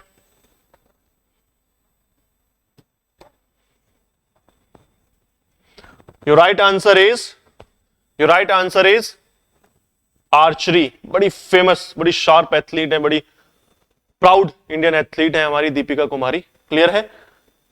चलिए नेक्स्ट क्वेश्चन चलते हैं। आर्चरी ध्यान रखेंगे, दीपिका कुमारी किससे रिलेटेड है? आर्चरी से रिलेटेड है। Option question number 22। Question number 22 is consider about the following statement about the SAFF under 17 tournament. पहले बात तो ध्यान रखेंगे किस चीज से रिलेटेड है, ये फुटबॉल से रिलेटेड है, कहीं दिया नहीं हुआ है। और अंडर 17 ये 2 कैटेगरीज में होता है। अंडर 19 एक अलग टूर्नामेंट है, अंडर 17, तो ये अंडर 17 वाले टूर्नामेंट की बात कर रहा है। और SAFF का मतलब क्या है? इसका मतलब है South Asian football federation. South Asian football federation under 19 tournament 2025। क्या बोल रहा है? The Indian team was coached by Bibiano Fernandes. ये बड़े फेमस कोच हैं। ये बोल रहे कि इंडिया को इन्होंने कोच किया था इस बार ड्यूरिंग दिस टूर्नामेंट। और next question is option number B, India was the winner of the tournament. India was the winner of the tournament, कि इंडिया टूर्नामेंट का विनर था। ऑप्शन नंबर बी कह रहा है। ये दोनों ही ऑप्शन बिल्कुल राइट हैं। तो रनर अप कौन था? ध्यान रखेंगे, runner up was Bangladesh. India ने बांग्लादेश को हराया था और इंडिया विनर रहा था, बांग्लादेश वाज रनर अप। तो दोनों ही स्टेटमेंट आपके ठीक हो जाते हैं। होमवर्क आपका ये है, ये कहां पर हुआ था? Where it was organised. Where note down करिए, चेक करिए कि कहां पर हुआ था ये टूर्नामेंट। क्लियर? दूसरा एक होमवर्क आपके लिए है कि जो इसका अंडर 19 एडिशन है, इस south Asian football federation under 19 tournament, ये किसने जीता है? इसका विनर कौन है 19 वाले एडिशन का, 2025 का। क्लियर? तो 2 क्वेश्चन बन गए आप में एक ही क्वेश्चन के अंदर। चलिए नेक्स्ट क्वेश्चन की तरफ चलते हैं। Question number 22। क्लियर? उसका आंसर तो हमने बता दिया कि both 1 and 2 is your correct answer 22 के। 23 देख लेते हैं क्या कह रहा है 23। Question 23 saying consider the following statement regarding इसको प्रमोशन नहीं, एक्सपोर्ट प्रमोशन मिशन है। क्या है ये? Export promotion mission, EPM, export promotion mission. इसके बारे में बताता है। ये बोल रहा है कि it is being implemented for 6 year, 6 साल के लिए इंप्लीमेंट किया गया है। It is a centrally sponsored scheme. 2 type की स्कीम होती है, हमने बात करी है बजट के टाइम पर, जब बजट का जब हम आउटले पढ़ रहे थे तो उस समय हमने स्कीम्स के ऊपर बात करी थी। देखते हैं कि ये बोल रहा है कि ये सेंट्रल स्पॉन्सर्ड स्कीम है क्या ये। Third is saying it will have 2 components, निर्यात दिशा एंड CGSE। निर्यात दिशा और CGSE, इसके 2 कंपोनेंट होने वाले हैं। चलिए सर देखते हैं। और इसमें भी यही पूछ रहा है कितने स्टेटमेंट सही हैं। इसका मतलब आपको सारे स्टेटमेंट पता होना जरूरी है। क्लियर है? चलिए सर अटेम्प्ट कर देखते हैं क्या इसका राइट आंसर होने वाला है। क्या इसका राइट आंसर होने वाला है? क्या राइट आंसर? इसको एक्सपोर्ट कर लेंगे, export promotion mission. It is being implemented for 6 years, बिल्कुल ठीक बात है sir. Option one is correct, statement one is correct. It is a centrally sponsored scheme, ये गलत है, ये सेंट्रली स्पॉन्सर्ड स्कीम नहीं है। सो ऑप्शन टू आपका गलत हो जाता है। It will have two components, निर्यात दिशा एंड सीजीएससी, ये गलत है, ये दूसरा कंपोनेंट नहीं होगा। दो कंपोनेंट देख लेते हैं, एक कंपोनेंट तो निर्यात दिशा होगी और एक क्या होगा, निर्यात प्रोत्साहन। दूसरा कंपोनेंट क्या है, निर्यात प्रोत्साहन। निर्यात दिशा and Niryat Protsahan are the two components of the export promotion mission which has been implemented for the 6 years, which is not a centrally sponsored scheme, it is a centrally sectored scheme. Clear? So two pairs are correct, यानी कि option B only 2 pairs are correct. Clear? चलिए next question की तरफ चलते हैं। Question number आपका 24। Consider the following statement, consider the following statement. Sensex is published by SEBI. SEBI क्या है, stock exchange board of India, जो कि हमारा जो स्टॉक एक्सचेंज है यानी कि हमारा जो सिक्योरिटी मार्केट है उसकी सुपरवाइजिंग अथॉरिटी है सेबी, और बैंकिंग की सुपरवाइजिंग अथॉरिटी क्या है, आरबीआई है। क्लियर है? तो सेबी को ये बोला सेंसेक्स को कौन पब्लिश करता है, सेबी पब्लिश करती है। None of the original 30 stocks are part of the current group used for calculating Sensex. कि जब सेंसेक्स लाया गया था उस समय 3 कंपनीज जो होती थी, सेंसेक्स में 3 कंपनीज का डाटा होता है, उनकी परफॉर्मेंस होती है, वो आज उनमें से एक भी कंपनी नहीं है, ये बोल रहा है। BSE is the oldest stock exchange in India. BSE यानी कि Bombay stock exchange, Bombay stock exchange, और एक एक्सचेंज क्या है, नेशनल स्टॉक एक्सचेंज, दो है ये। तो ये बोला बीएसई एशिया और इंडिया का ओल्डेस्ट स्टॉक एक्सचेंज है। चलिए सर देख लेते हैं। Option 1 Sensex is published by SEBI, ये गलत है। Sensex is published bye BSE यानी कि बॉम्बे स्टॉक एक्सचेंज। क्लियर है कि इंडेक्स होता है, एक परफॉर्मेंस इंडेक्सेस में 30 कंपनीज का होता है, उसमें सेंसेक्स ऊपर नीचे होता रहता है, पॉइंट्स में आप पढ़ते हैं। एनएससी का कौन सा है, एनएससी का आप पढ़ते हैं निफ्टी, एक निफ्टी 50 होता है, 50 कंपनीज होती हैं उसके अंदर, एक निफ्टी 40 भी होता है। क्लियर है?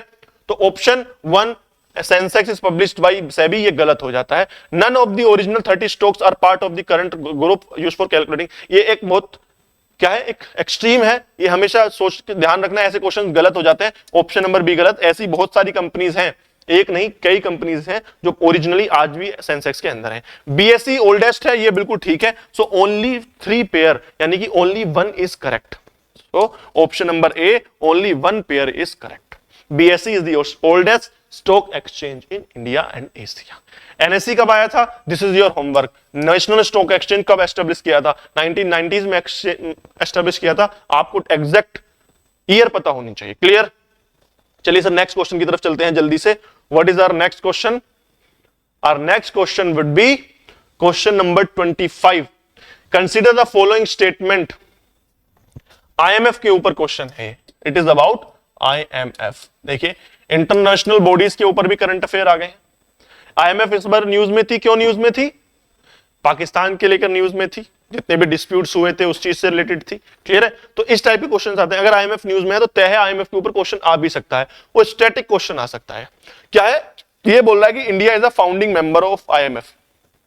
कब फाउंड किया गया था, ध्यान रखेंगे 1949 में आईएमएफ फाउंड किया गया था। इंटरनेशनल मॉनेटरी फंड है, और ब्रेटन वुड्स कॉन्फ्रेंस हुई थी। क्या हुई थी, Bretton Woods conference, BRETTON Woods, Bretton Woods conference 1949 में।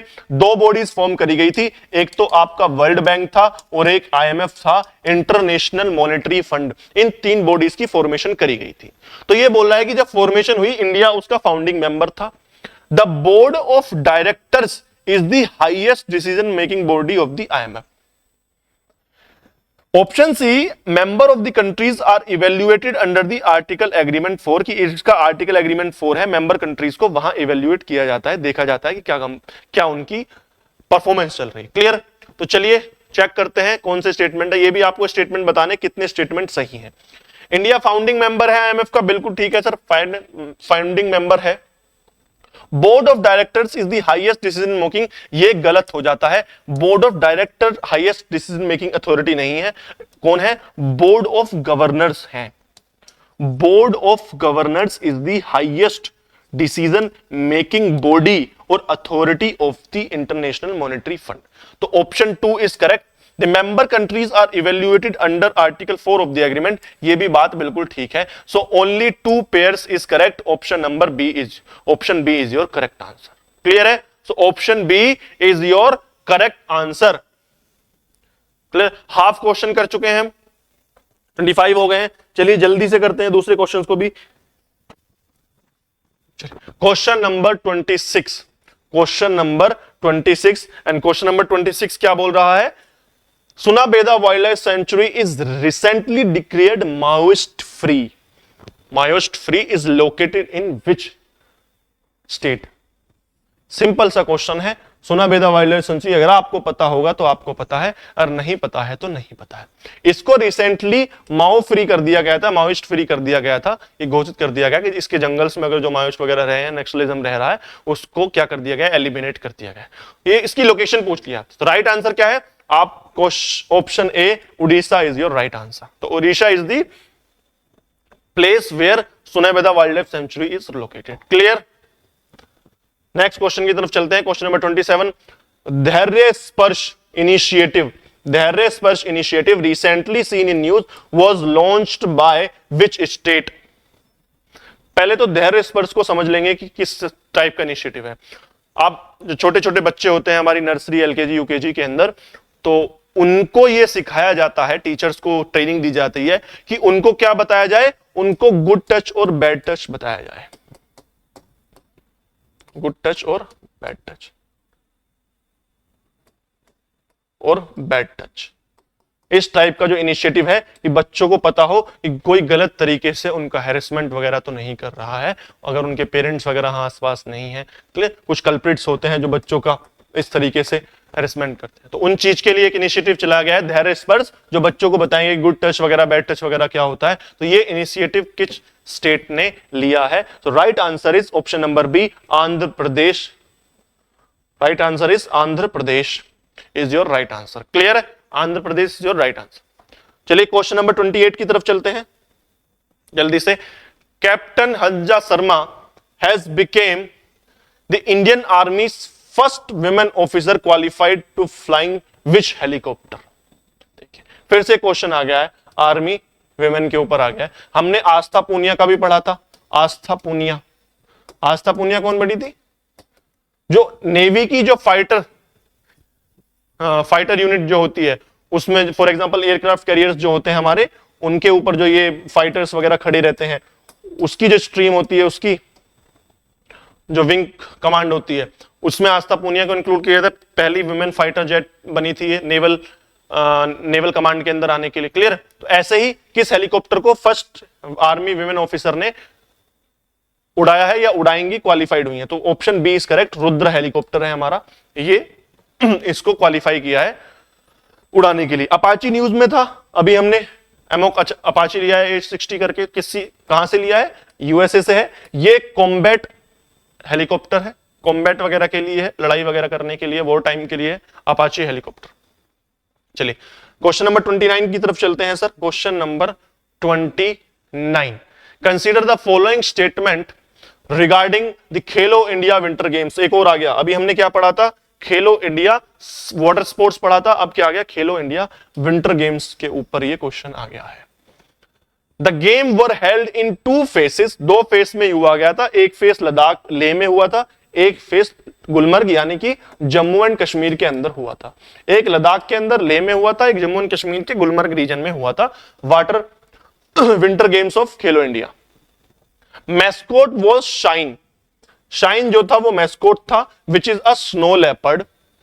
Indian army topped the medal tally. अगर मैं देखूं, आप इसमें थोड़ा सा चेंज कर लीजिए, ये स्नो लेपर्ड ठीक है, इसको कह लीजिए शीने शाह कर लीजिए, इसको शहने शाह। स्नो लेपर्ड को क्या बोला जाता है? शीने शाह बोला जाता है। तो ये बोला है कि ये बात ठीक है, मस्कोट क्या था? स्नो लेपर्ड, जिसको शीने शाह बोलते हैं। शाइन गलत लिखा हुआ है। The games were held in 2 faces, Leh में गुलमर्ग में हुए थे, ये भी बिल्कुल ठीक है। और इंडियन आर्मी ने टॉप की थी मेडल टैली, बिल्कुल ठीक है। और कॉन्जिक्यूटिवली ये लगातार इंडियन आर्मी जीतती आ रही है विंटर गेम्स की अगर बात करें तो। हम आपके देखा होगा एक विंटर हॉकी होती है, विंटर हॉकी का बड़ा फेमस गेम होता है और इंडिया के दो सबसे बड़े राइवल हैं, आपको शायद पता भी नहीं होगा। ये बड़ा रोमांचक गेम होता है हमेशा हर साल विंटर हॉकी के में। कहां पर होता है? ये लेह के अंदर होता है। किन दो टीम के बीच में होता है? इंडियन आर्मी और आईटीबीपी के बीच में होता है। ये हर साल बड़ा रोमांचक गेम खेला जाता है लद्दाख में विंटर हॉकी में। क्लियर है? तो ध्यान रखेंगे ये। क्लियर? सो तीनों ही ऑप्शन ठीक है। Option number D 1 2 3 is your correct answer. Clear? चलिए क्वेश्चन नंबर 30 की तरफ चलते हैं sir. Consider the following statement regarding 2025 world para athletics championship. कि पैरा एथलेटिक्स चैंपियनशिप 2025 के बारे में कौन से स्टेटमेंट सही हैं? India won 22 medals. Sumit Antil won a gold medal and his third consecutive world championship title. Event was held in New Delhi from इतने से इतना and China finished first in the final medals tally. Giving you 5 seconds to think about, सोचिए और attempt करिए।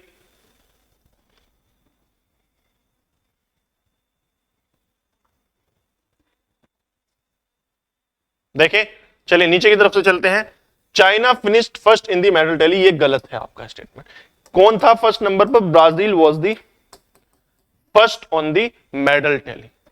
अगर overall medal की बात करें तो चाइना था, लेकिन जो गोल्ड मेडल जीते हैं वो ब्राजील ने सबसे ज्यादा जीते। और मेडल टैली किसके हिसाब से बनती है? गोल्ड मेडल के हिसाब से मेडल टैली बनती है, टोटल मेडल के हिसाब से मेडल टैली नहीं बनती है। क्लियर? चलिए, इवेंट न्यू दिल्ली में हुआ था, बिल्कुल ठीक है। अंतिम इन्होंने क्या जीता था? गोल्ड मेडल जीता था, ये भी बात ठीक है। और इंडिया ने टोटल 22 मेडल जीते हैं, ये भी बात बिल्कुल ठीक है। तो 3 ऑप्शन ठीक हो जाते हैं, 1 2 and 3 and option number 4 is your correct incorrect answer. इसका मतलब क्या हो जाता है हमारा राइट आंसर? ऑप्शन 4 इज गलत, तो क्या हो जाता है? Option A 1 2 and 3।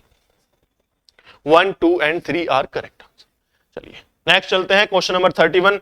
Following the characteristics, consider the following characteristics. ये नीचे वाइल्ड लाइफ सेंचुरी या नेशनल पार्क दिया हुआ है, उसके बारे में कुछ इंफॉर्मेशन दी हुई है, आपको बताना है ये किस चीज से रिलेटेड है। आई होप यू कैन सी, नीचे तक देख सकते हैं आप? बिल्कुल देख सकते हैं। चलिए, ये बोला कि it is located in Gujarat and harbours highest population of sloth bear in the state. ये एक कैचमेंट एरिया है, फीड्स ऑफ पनाम रिवर।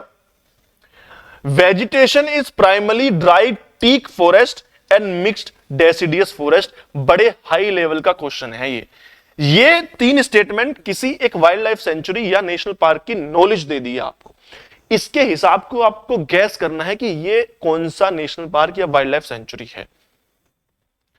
एक बात देखें, कूनो नेशनल पार्क की अगर बात करें, ये कहां पर है? मध्य प्रदेश के अंदर है, तो ये तो आपका अलग ही हो जाता है। ये आपका क्या हो जाता है? ये अलग ही हो जाता है।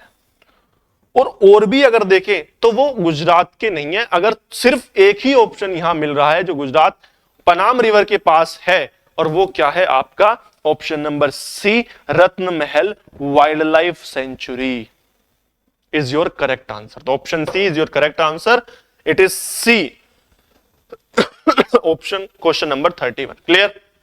चलिए नेक्स्ट क्वेश्चन की तरफ चलते हैं। Consider the following statement regarding Khelo India winter games 2025। Clear? चलिए, the games were held in 2 phases. ये तो हमारा हो गया है शायद। एक मिनट। अच्छा, इधर ही देखना है, 32 ही देखना है अभी हमें। देखो 32 देखिए, विच Indian player won the United states open badminton championship. Single liner question है, पता होगा तो पता होगा, नहीं पता होगा सर आपको नहीं पता होगा। What is your right answer? So right answer is Ayush Shetty. Ayush Shetty ने यूएस ओपन बैडमिंटन टाइटल जीता था 2025 के अंदर। क्लियर है? ये एक इंडियन प्लेयर है। लक्ष्य सेन भी आपने देखा होगा, बड़े अच्छे बैडमिंटन के प्लेयर हैं। चिराग शेट्टी भी हैं। क्लियर? तो आयुष शेट्टी याद रखेंगे। Analyse the following statement regarding the Ryder cup and determine which is correct. आपको सबसे पहले तो यही पता होना चाहिए कि ये किस गेम से रिलेटेड है। देखिए ऑप्शन में भी दिया हुआ है इस टाइप का क्वेश्चन। क्लियर है? तो राइडर कप न्यूज में रहता है, अगर आप थोड़ा बहुत भी स्पोर्ट्स की न्यूज को फॉलो करते होंगे, बड़े बड़े आर्टिकल्स भी आए थे राइडर कप के ऊपर। सॉरी, बड़े बड़े उसके न्यूज़पेपर के अंदर बड़े बड़े फोटोज में भी दिया हुआ था। राइडर कप न्यूज में था ये। क्योंकि पहली बार ऐसा हुआ था, जो इस बार जो विजेता बना है वो फर्स्ट टाइम कुछ क्वालिफिकेशंस पर बना है। It is related with hockey जी नहीं, it is related with golf. सबसे पहला क्वेश्चन तो यही है कि राइडर कप गोल्फ से रिलेटेड है, ना कि हॉकी से रिलेटेड है। तो option statement 1 is correct. Ryder Cup is won by European team. ये कह रहा है कि यूरोपियन टीम ने जीता है। तो राइडर कप ध्यान रखना गोल्फ से होता है, दो टीम होती है इसमें, एक तो यूएस टीम होती है, एक यूरोपियन टीम होती है। तो ये कह रहा है यूएस टीम ने इस बार का 2025 जीता था, ये बात बिल्कुल ठीक है। रनर अप यूएस रही थी, ये भी बात ठीक है। इस बार ये कहां हुआ था? यूएसए में हुआ था, ये भी बात ठीक है। इसका मतलब यूरोप टीम ने पहली बार अवे टूर्नामेंट जीता है, यानी कि वो अब तक वही जीतते आई थी जब यूरोप में होते थे। अगर यूएसए में कभी राइडर कप हुआ था तो वो कभी नहीं जीती थी। पहली बार ऐसा हुआ है कि यूरोपियन टीम जब यूनाइटेड स्टेट में राइडर कप ऑर्गेनाइज कराया जा रहा हो तब वो टूर्नामेंट जीती हो। तो 3 आपके स्टेटमेंट ठीक है, 1 गलत हो जाता है। तो option C, only 3 statement are correct. Clear? Only 3 statement are correct. इसी तरीके का आपको पढ़ना है कि कोई भी, फॉर एग्जाम्पल आप कोई भी क्रिकेट का रणजी ट्रॉफी पढ़ लेते हैं, सैयद मुस्तफा ट्रॉफी, जौहर कप पढ़ लेते हैं आप, राइडर कप आपने पढ़ लिया, तो ये भी पता होना चाहिए किस चीज से रिलेटेड है। सिंसिनाटी ओपन है, ये किससे? टेनिस से रिलेटेड है। मान के चलिए इटालियन ओपन है, ये किससे? टेनिस से रिलेटेड है। तो ये किस चीज से रिलेटेड है टूर्नामेंट, ये भी पता होना चाहिए।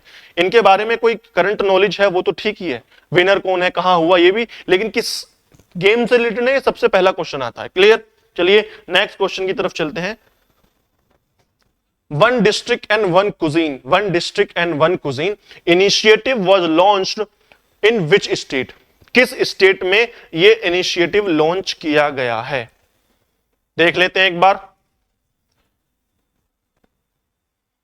One district and one cuisine. करिए sir attempt, giving you 5 to 10 seconds to think about it.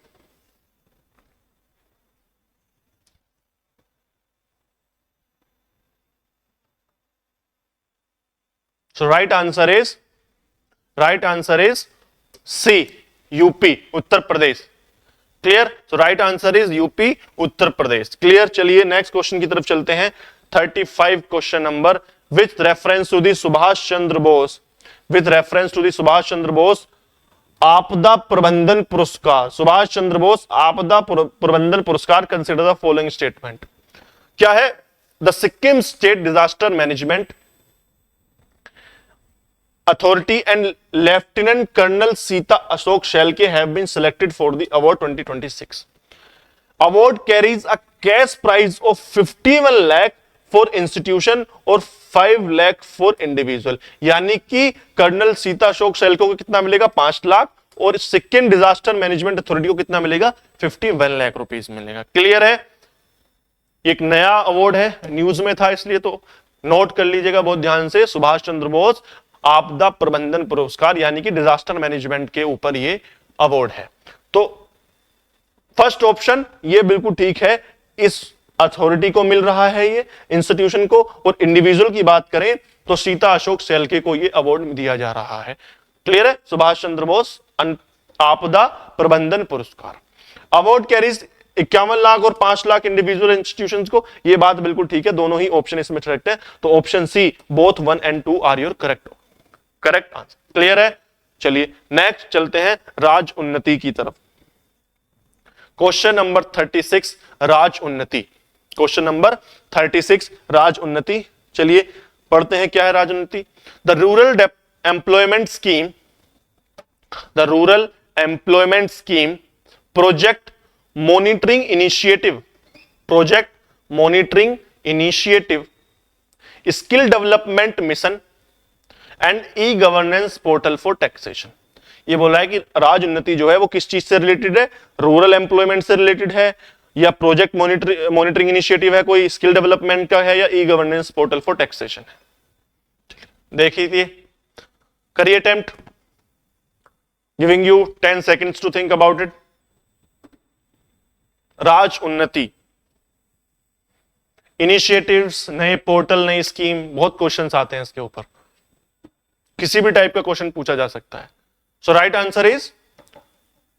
Answer is option number B, it is a project monitoring initiative है, कि कोई प्रोजेक्ट को मॉनिटर करने का वो इनिशिएटिव है, किस तरीके से राजतंत्र में उन्नति आ रही है। क्लियर है?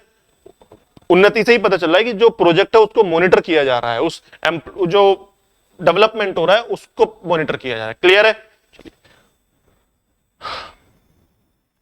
Question number 37, consider the following statement regarding Jannik Sinner performance in the grand slam tournament 2025। Grand slam tournament, ध्यान रखेंगे बहुत क्वेश्चंस ग्रैंड स्लैम के ऊपर हर साल 1-2 साल में आता रहता है। ग्रैंड स्लैम किस गेम से रिलेटेड है? पहला क्वेश्चन तो आप यही पूछेंगे जो मैंने बताया आपको। किस चीज से रिलेटेड है? सर टेनिस से रिलेटेड है। ग्रैंड स्लैम टूर्नामेंट्स है ये, यानी कि इसके अंदर बहुत सारे टूर्नामेंट होते होंगे। जी हां, हम एक बार देख लेते हैं ग्रैंड स्लैम किसको बोलते हैं। ये टूर्नामेंट होते हैं टेनिस के अंदर 5 बड़े मेजर टूर्नामेंट्स। कौन कौन से हैं? सबसे पहले होता है आपका Australian open. Australian open, Australian open होता है, हर साल होते हैं, ध्यान रखना, और इस ही सीरीज में होते हैं जैसे मैं बता रहा हूं। उसके बाद होता है आपका फ्रेंच ओपन, उसके बाद होता है आपका विंबलडन, विंबलडन। सीरीज ऊपर नीचे है, ध्यान रखना, इसी सीरीज में नहीं है, सीरीज ऊपर नीचे है, लेकिन एक ऑस्ट्रेलियन ओपन होता है, एक फ्रेंच ओपन होता है, एक विंबलडन होता है, और एक होता है आपका यूएस ओपन, एक होता है आपका यूएस ओपन। क्लियर है? तो ये 4 टूर्नामेंट हर साल ऑर्गेनाइज कराए जाते हैं, और इन चारों टूर्नामेंट को मिलाकर बोला जाता है एक ग्रैंड स्लैम। क्या बोला गया इस चीज को? इसको बोला गया ग्रैंड स्लैम टूर्नामेंट्स। तो Australian open, French open, Wimbledon और यूएस ओपन। दूसरा क्वेश्चन कभी कभी यह पूछ लिया जाता है कि ये जो टूर्नामेंट्स हो रहे हैं इनमें क्या डिफरेंस है। तो डिफरेंस ध्यान रखेंगे, डिफरेंस ये है कि जो ऑस्ट्रेलियन ओपन होता है वो हार्ड कोर्ट पर होता है। इसका जो कोर्ट होता है, यानी कि जो फील्ड होता है जिस पर खेलते हैं, वो हार्ड होता है। ब्लू कलर का देखा होगा आपने, मेलबर्न कोर्ट बड़ा फेमस कोर्ट है ब्लू कलर का। फ्रेंच ओपन जो होता है वो क्ले पर होता है, क्ले कोर्ट होता है, मिट्टी वाला कोर्ट। आपने रेड कलर का कोर्ट देखा होगा, वो फ्रेंच ओपन है। उसके बाद यूएस ओपन आता है। यूएस ओपन ये भी हार्ड सरफेस पर होता है, हार्ड कोर्ट पर, यानी कि हार्ड सरफेस पर होता है। एक होता है विंबलडन, विंबलडन ये होता है ग्रास के ऊपर। इसका कोर्ट कैसा होता है? ग्रास का कोर्ट होता है, घास वाला, उसके ऊपर ये किया जाता है। क्लियर है? तो ग्रैंड स्लैम समझ में आ गया, किस कोर्ट पर किए जाते हैं वो समझ में आ गया। अब इनके ऊपर क्वेश्चन आया है, ये बोल रहा है कि जो जेनिक सिनर है उनकी परफॉर्मेंस के बारे में बताइए। Jannik Sinner successfully defended his Australian open title 2020। ये कह रहा है कि पहले भी वो जीत चुके थे, उन्होंने इस बार भी अपने इस टाइटल को डिफेंड कर लिया। जेनिक सिनर ने ऑस्ट्रेलियन ओपन जीता जो हार्ड कोर्ट पर होता है। He won his first Wimbledon title 2025। और इन्होंने ग्रैंड स्लैम का एक और टूर्नामेंट इस साल जीता जिसको विंबलडन, जो ग्रास पर होता है, वो भी जीता। तो ऑस्ट्रेलियन ओपन को इन्होंने दूसरी बार जीता और विंबलडन को इन्होंने पहली बार जीता। ये बोल रहा है। Statement 3, Sinner achieved a calendar grand slam by winning all 4 major tournament. Calendar grand slam का मतलब क्या होता है? एक ही साल में अगर कोई प्लेयर चारों टूर्नामेंट जीत जाता है तो उसको बोलते हैं कैलेंडर ग्रैंड स्लैम। ये बोला कि उन्होंने चारों जीत लिए, जो कि गलत स्टेटमेंट है। जेनिक सिनर ने सिर्फ ऑस्ट्रेलियन ओपन और विंबलडन इस बार जीता है। बाकी जो 2 हैं, ये फ्रेंच ओपन और यूएस ओपन, ये किसने जीते हैं? ये किसने जीते हैं? मैग्नस कार्लसन ने जीते हैं। मैग्नस कार्लसन सॉरी चेस के हैं, वो तो मैग्नस कार्लसन सॉरी चेस के हैं। क्या नाम है? एक बार देखेंगे, आप होमवर्क में देखेंगे। अभी देखते हैं, शायद एक क्वेश्चन उसका है, नाम स्लिप हो रहा है उनका। बड़े अच्छे प्लेयर हैं वो। और ध्यान रखना, जो जेनिक सिनर जीते हैं फाइनल में, वो उसी प्लेयर के अगेंस्ट में जीते हैं, उन्हीं प्लेयर्स के अगेंस्ट में वो जीते भी हैं, ये जो जेनिक सिनर है। तो जो रनर अप ऑस्ट्रेलियन ओपन और विंबलडन में रहा है, वो वही प्लेयर है जिसने फ्रेंच ओपन और यूएस ओपन जीते हैं। आगे आएंगे, उसका नाम स्लिप हो रहा है। देखते हैं आगे क्या नाम है उनका। तो इसका मतलब only 1 and 2 is correct, C option is correct. Clear है? चलिए क्वेश्चन नंबर 38 की तरफ चलते हैं, एक बार देख लेते हैं 38।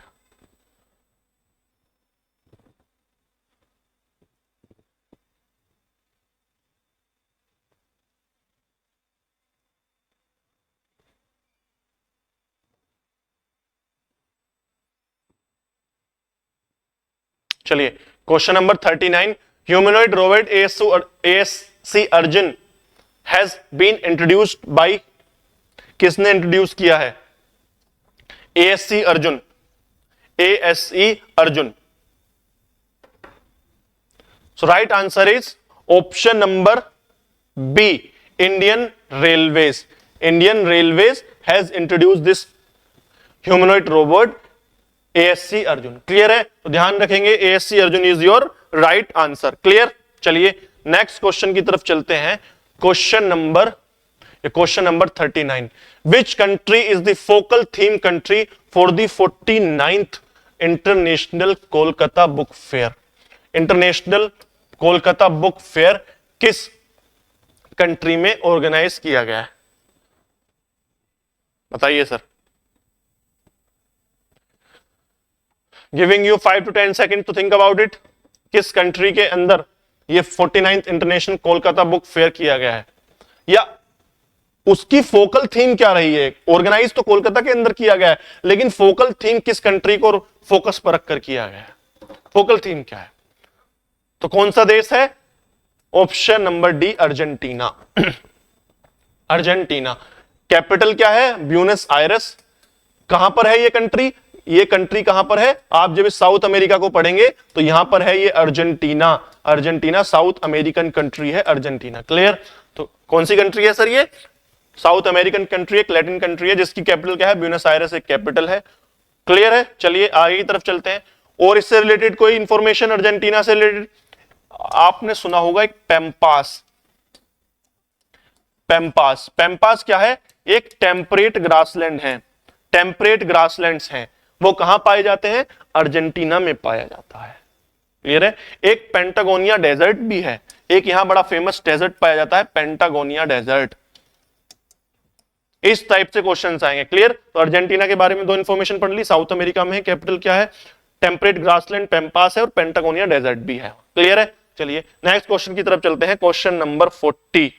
Question number 40, consider the following statement regarding the Laokhowa wild life sanctuary.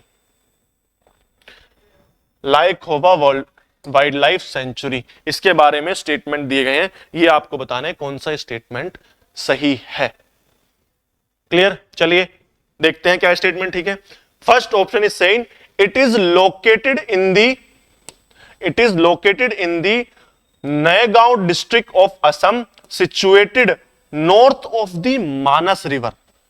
तो मानस रिवर के नॉर्थ में है ये, मानस रिवर के नॉर्थ में। ध्यान रखना, मानस एक ब्रह्मपुत्रा की ट्राइब्यूटरी है, और कैसी ट्राइब्यूटरी है? राइट बैंक ट्राइब्यूटरी है, लेफ्ट हैंड राइट ट्राइब्यूटरी है। क्लियर है? राइट हैंड ट्राइब्यूटरी है। It is recognised as the notified buffer zone of Kaziranga national park. ये भी आपको पता चल गया ये कहां पर है? एक असम का नेशनल पार्क है, बड़ा फेमस नेशनल पार्क है असम का, काजीरंगा नेशनल पार्क, ये उसके अंदर है। It is home to great Indian one horn rhinoceros elephant royal Bengal tigers. तो ये कह रहा है जो लायखोवा वाइल्ड लाइफ सेंचुरी है वो एक बफर जोन है काजीरंगा नेशनल पार्क के अंदर, और ये एक होम भी है one horn rhinoceros, Bengal tigers, elephants का। चलिए देखते हैं इस क्वेश्चन को। Giving you 5 second to think about, थोड़ा सा मेमोरी जोक करिए और सोचिए क्या होगा इसका राइट आंसर। थोड़ा सा आपने पढ़ा होगा असम, ब्रह्मपुत्रा, काजीरंगा, मानस, ओरांग, इनके नेशनल पार्क के बारे में पढ़ा होगा। करें अटेम्प्ट। तो ये फर्स्ट ऑप्शन बोला it is located in the Naigaon district Assam, situated north of the Manas river. ये गलत है, ये मानस के नॉर्थ में नहीं है। जब ब्रह्मपुत्रा इंडिया में एंटर होती है यहां से, और जो काजीरंगा नेशनल पार्क है ये ब्रह्मपुत्रा रिवर के साउथ में सिचुएटेड है। सो ऑप्शन 1 गलत हो जाता है, यानी कि डी भी गया, ए भी गया, बचा क्या, बी और सी, यानी कि 3 तो आपका सही है। It is home for great Indian one horn rhinoceros elephants. अगर ये ठीक है तो वन हॉर्न राइनोसरस से आप ये पता लगा सकते हैं ये कहां पाए जाते हैं, ये काजीरंगा नेशनल पार्क के अंदर पाए जाते हैं। ये तो ठीक है। क्या ये नोटिफाइड बफर जोन है? जी हां, इसलिए ये न्यूज में था, इसको बफर जोन नोटिफाई घोषित कर दिया गया है काजीरंगा नेशनल पार्क के अंदर। बिल्कुल ठीक है, तो ऑप्शन 2 एंड 3 आर करेक्ट, तो option B is your correct answer, 2 and 3। Clear है? चलिए नेक्स्ट क्वेश्चन की तरफ चलते हैं। क्वेश्चन नंबर आपका, question number 41। Question number 41, consider the following statement regarding major Dhyan Chand Khel Ratna award. चलिए सर, एक और अवार्ड आ गया है और उसके 2025 में किस किस को मिला है, और मेजर ध्यानचंद खेल रत्न अवार्ड के ऊपर है। मेजर ध्यानचंद कौन थे? एक हॉकी के जादूगर बोला जाता है, हॉकी विजार्ड बोला जाता है। क्लियर है? आर्मी में हुआ करते थे, उनके ऊपर ये खेल रत्न अवार्ड है। Award is presented for outstanding performance over a period of 4 years in international competition, कि 4 साल की आपकी इंटरनेशनल टूर्नामेंट के अंदर परफॉर्मेंस चेक की जाती है, उसके हिसाब से आपको ये अवार्ड दिया जाता है। और ये हाईएस्ट अवार्ड है, हाईएस्ट स्पोर्ट्स का अवार्ड है, मेजर ध्यानचंद खेल रत्न अवार्ड। पहले इसका नाम था राजीव गांधी खेल रत्न अवार्ड, उसको चेंज करके मेजर ध्यानचंद खेल रत्न अवार्ड कर दिया गया था। 2025 में 5 लोगों को यह मिला है। मनु भाकर है जो शूटिंग की है, डी कुकेश चेस के हैं, अमनप्रीत सिंह किसकी हैं, क्रिकेट प्रवीण कुमार किसके हैं। This is your homework. Harmanpreet किसके हैं? ये हॉकी से रिलेटेड है। और प्रवीण कुमार, आप ये होमवर्क करेंगे। प्रवीण कुमार, आई होप वो गेम आपका बड़ा फेवरेट गेम होगा, इंडिया का बड़ा फेवरेट गेम है वो, उस चीज से related. Clear? See the cash price for each recipient award is, इसको 25 लाख कर लीजिए, 25 लाख 225 गलत हो गया है। D Gukesh became the youngest ever chess world champion before receiving this award. देख लेते हैं एक बार। ऑप्शन 1 इज करेक्ट, 4 साल की परफॉर्मेंस के लिए दिया जाता है। इन 4 रिसिपेंट्स को मिला है, मनु भाकर, डी कुकेश, हरमनप्रीत और प्रवीण कुमार को दिया गया है। कैश प्राइस 25 लाख दिया जाता है, यह भी ऑप्शन बिल्कुल ठीक है। और D Gukesh youngest chess champion बने थे वर्ल्ड के, इसको मिलने से पहले, उसके बाद ही इनको दिया गया था। So option 4 is also correct. तो right option is option number D, 1, 2, 3 and 4। तो 1, 2, 3 and 4 is your correct answer. Clear है? चलिए नेक्स्ट क्वेश्चन की तरफ चलते हैं। Question number 42। क्वेश्चन नंबर 42, और 42 क्या कर रहा है? Who won the javelin throw at the Ostrava Golden Spike meet held in Czech Republic? किसने जीता है जेवलिन थ्रो? तो जेवलिन थ्रो किसने जीता है? Your one and only Neeraj Chopra. Neeraj Chopra. तो ध्यान रखना, ओस्ट्रावा गोल्डन स्पाइक ये जो टूर्नामेंट है किस चीज से रिलेटेड है? सर ये एथलेटिक्स से रिलेटेड है, और एथलेटिक्स से रिलेटेड है। इसके अंदर जो जेवलिन थ्रो का हुआ कंपटीशन, ओस्ट्रावा गोल्डन स्पाइक, जो भी कहां हुई? चेक रिपब्लिक, यानी कि एक यूरोपियन कंट्री है, यूरोपियन कंट्री है। इसकी कैपिटल क्या है चेक रिपब्लिक की? इसकी कैपिटल है प्राग। प्राग इसकी कैपिटल है। तो जेवलिन थ्रो एथलेटिक, इसमें कौन जीता है? नीरज चोपड़ा इज विनर रहे हैं जेवलिन थ्रो के ओस्ट्रावा गोल्डन स्पाइक 2025 के अंदर।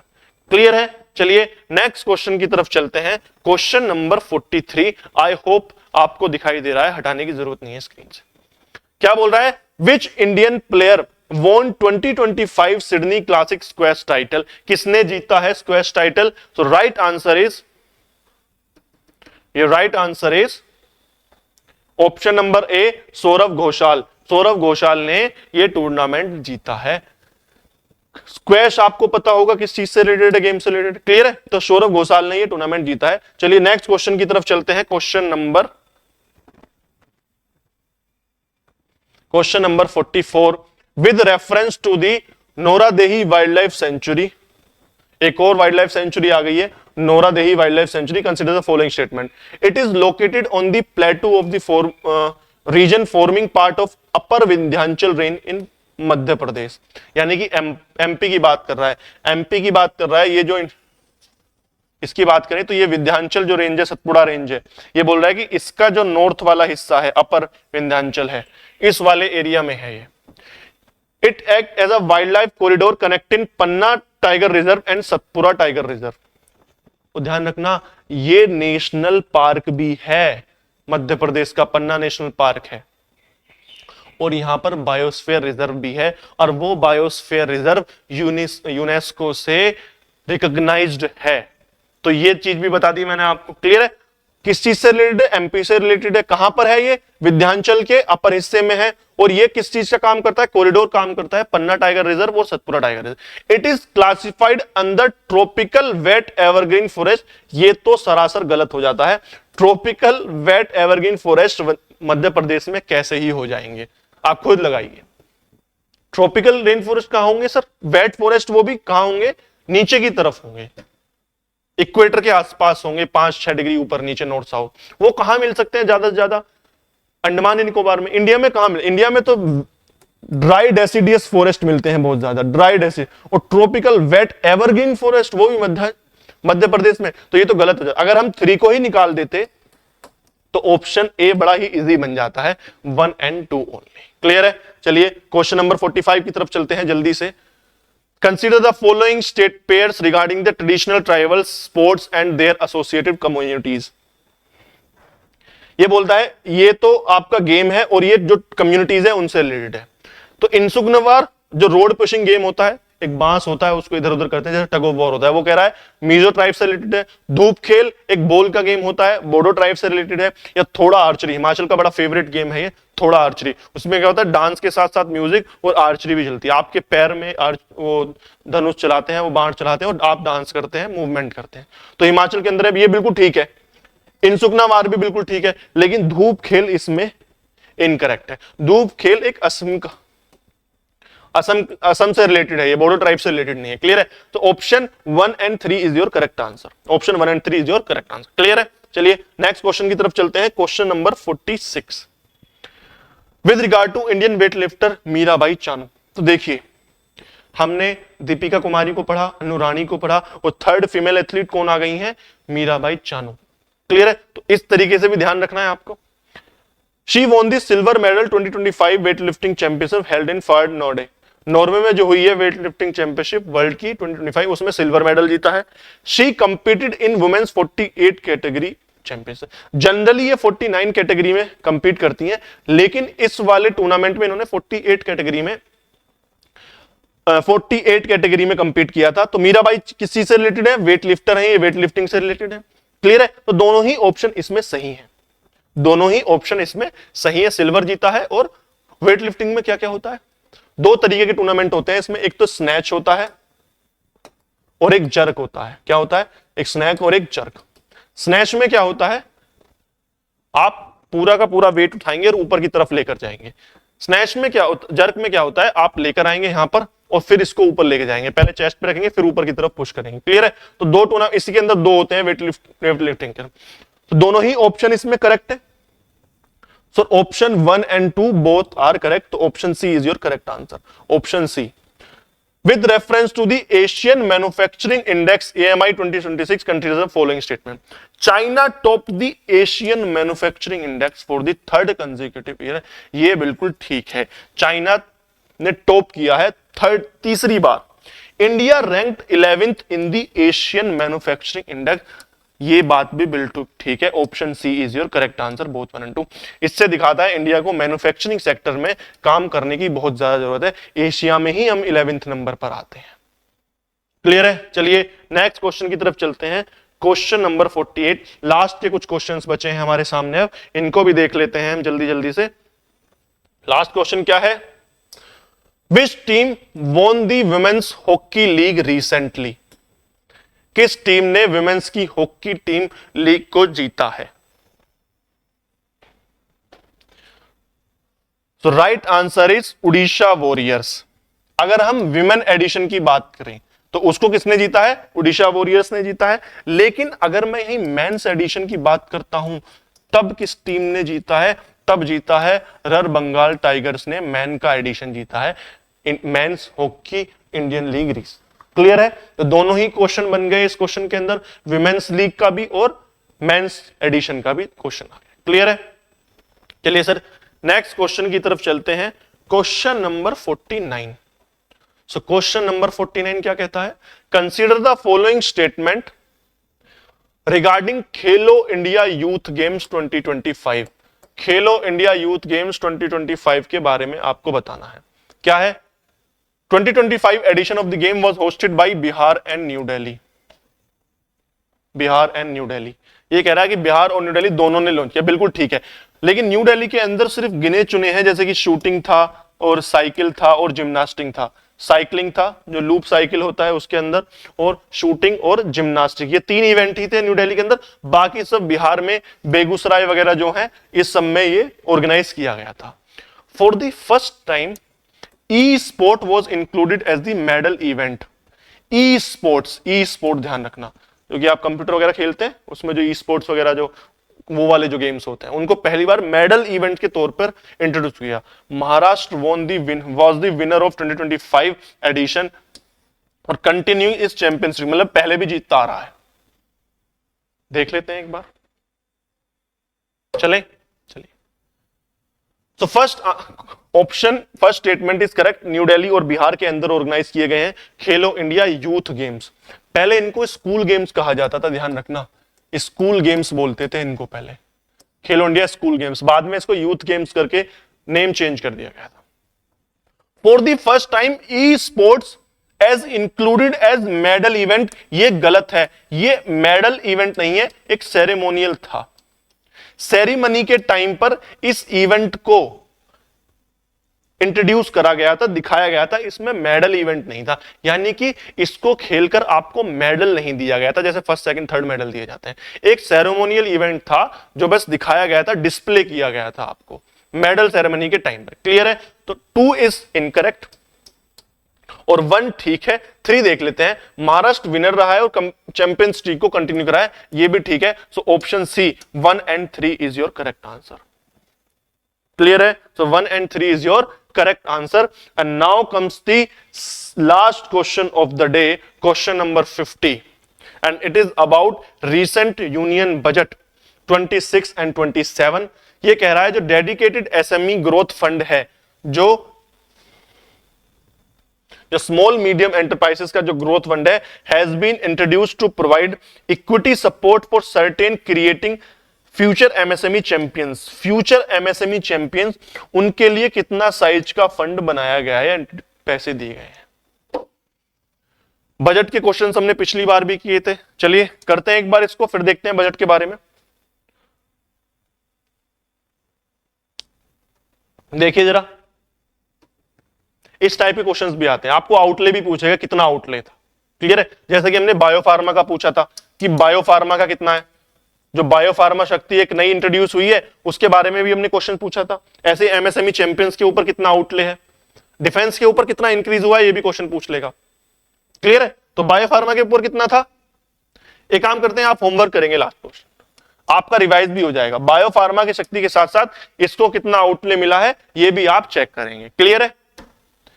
और क्या कहता यूनियन बजट में, हमने देखा था फिस्कल डेफिसिट कितना था, 4.3 था इस बार का ऑफ जीडीपी, और पहले कितना था 4.4 है, यानी कि फिस्कल डेफिसिट इस बार कम हुआ है। ठीक है? तो ध्यान रखेंगे, ये होमवर्क है, जरूर जाकर देखेंगे कितना आउटले दिया गया है एमएसएमई चैंपियंस को, प्लस बायोफार्मा शक्ति जो है आपका उसमें कितना आउटले दिया गया है, प्लस आप होमवर्क देखेंगे डिफेंस सेक्टर में कितना परसेंट का इंक्रीज हुआ है, कितना बजट बढ़ाया है डिफेंस का, और कैपिटल एक्सपेंडिचर और रेवेन्यू एक्सपेंडिचर दोनों देखेंगे आप, कि रेवेन्यू एक्सपेंडिचर और कैपिटल एक्सपेंडिचर दोनों में देखेंगे कितना कितना इंक्रीज किया गया। क्लियर है? ये था आपकी आज की क्लास का। तो आपने देखा किस टाइप के क्वेश्चंस आते हैं, एक्सरसाइज डिफेंस हो, उसमें हमने लास्ट जो पहली क्लास करी थी उसमें हमने शिप्स का बहुत करा था कि कितने शिप्स हैं, कोई मिसाइल वगैरह है। इस बार देखा हमने एक्सरसाइज के ऊपर बहुत क्वेश्चंस हैं। क्लियर है? स्पोर्ट्स के ऊपर बहुत क्वेश्चंस है, इकोनॉमी के ऊपर क्वेश्चंस है, हमने देखा एनवायरमेंट, नेशनल ज्योग्राफी के ऊपर बहुत क्वेश्चंस है। तो इसी टाइप से कंबाइंड क्वेश्चंस आपके क्वेश्चन में पूछे आपने एग्जाम में पूछे जाते हैं। क्लियर है? तो स्टेटमेंट वाइज क्वेश्चंस बहुत आते हैं, सिर्फ वन लाइनर भी आते हैं, मैं ये नहीं कह रहा वन लाइनर नहीं आएंगे, लेकिन मेजर पार्ट होगा, जो आपका वेटेज होगा, वो स्टेटमेंट बेस्ड क्वेश्चन ज्यादा होगा। एक करंट अफेयर्स के बहुत सारे स्टेटमेंट में आपको चेक करना होगा कि कौन से स्टेटमेंट सही है। क्लियर है?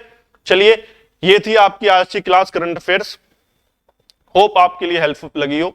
इसको बार बार रिवाइज करेंगे, इन क्वेश्चंस को रीअटेम्प्ट करेंगे, इनसे रिलेटेड जो भी आगे वाली न्यूज आई है उसको अपडेट करते रहेंगे। क्लियर है? All the best for your exam, preparation करते रहिए। जय हिंद।